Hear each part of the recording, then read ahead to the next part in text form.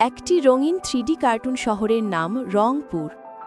এখানে সব ঘরবাড়ি চকচকে খেলনার মতো।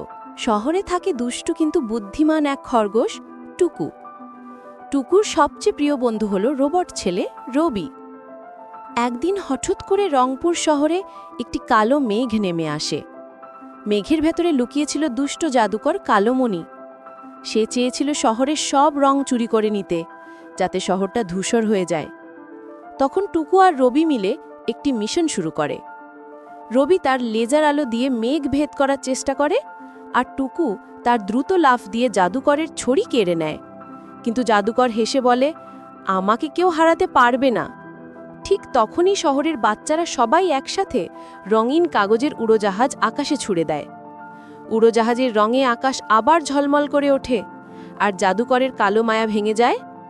বন্ধুরা, ভিডিওটিতে একটি লাইক দিয়ে সাবস্ক্রাইব করে দাও।